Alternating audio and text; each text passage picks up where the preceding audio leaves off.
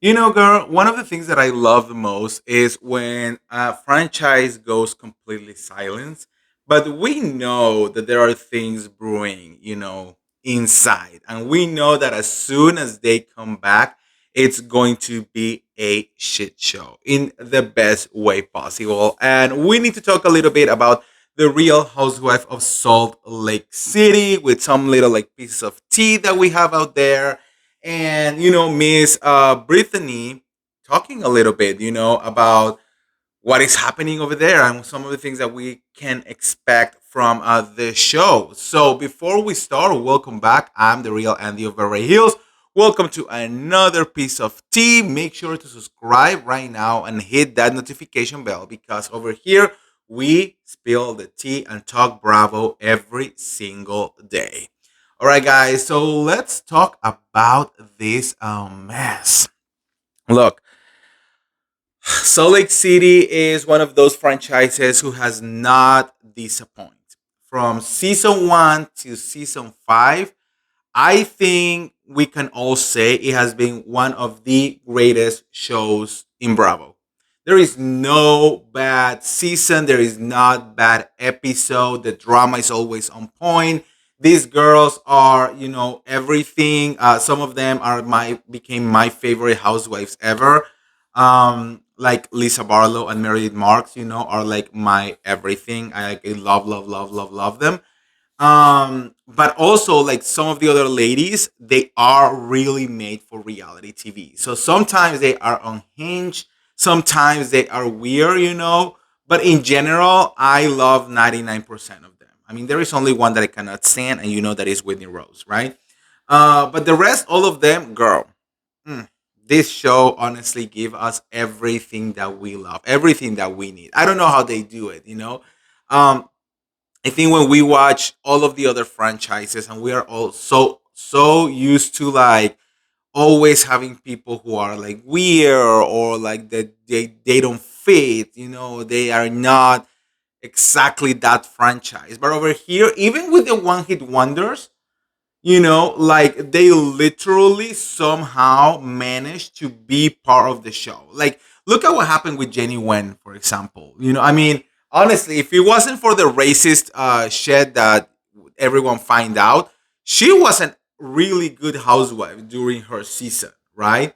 And Angie Harrington unhinged until like she couldn't do it anymore.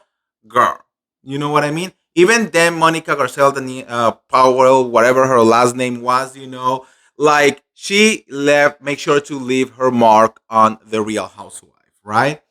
Um, but yeah, I don't know what is in Utah. I mean, at the beginning, I thought it was just like the Real Housewife, but like if you have been watching Secret Life of Mormon Wives, girl, these people in Utah are like, I don't know. They are putting something in their DNA specifically for reality TV show. I don't know if it's because they are so, there are so much Mormonism and they are so brainwashed. I have no idea what is it. I have no idea. But anyways, it really gave for a very very good reality TV. Now, it has been very close what is going to happen next season.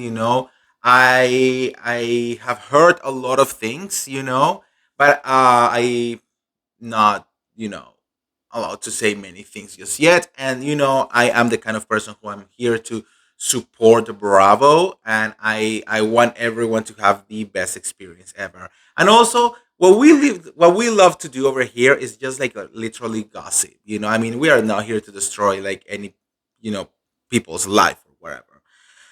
But I heard that next season is going to be, as usual, a shit show.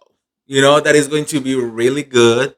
There is a lot of drama. There is a lot of backstabbing. There is shifting in friendships. There is everything that we kind of like already knew that is going to happen. All right. One of the big things that I can tell you it will be discussed next season is Bronwyn's Newport past. I mean, girl, I don't know how she thought that having all of those charges and all of the shit that she went through on like identity theft and um money problems and like fraud, and all of the shit that she has been going through.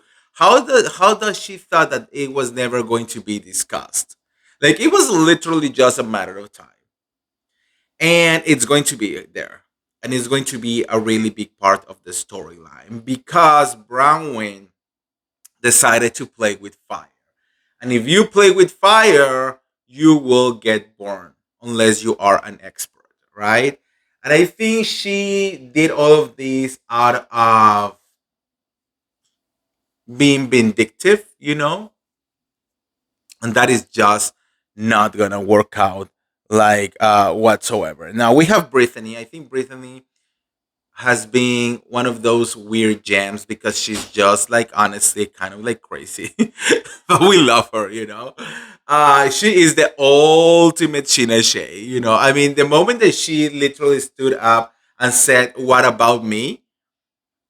Girl, tell me that you did not love that part right there. Okay, she did an interview recently. She talked about she being against the world, how she is really, really trying to get her own snowflake, that she's not being shy into saying, I want to be a real housewife. I don't want to be a friend. I don't want to be brought to the reunion for like 5 minutes on the couch.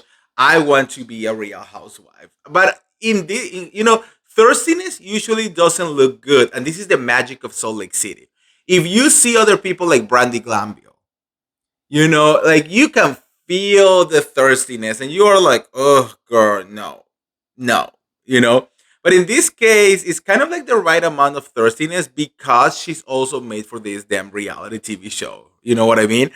So there is no worry yet if she will be, promoted to a full time housewife. Honestly, I think I don't. I wouldn't mind. Like whatever. I wouldn't mind if she gets her own like snowflake because she has spent a lot of time trying to convince us, especially on her social media, that she could do this again in a thirsty but cute way, which is very different. I don't even know how to explain it, right? But there is no one. I don't think she even knows. Bravo. Sometimes they make you film, and it's just until the very last moment that they will actually tell you if you're gonna be a full time or not. Sometimes, Um, she broke up with this Jared guy again. I mean, girl. I mean, tell me this is not. This is like Alexia Nepola. She's like a walking like telenovela. Like again, like you are on and off with this guy for like 20 times.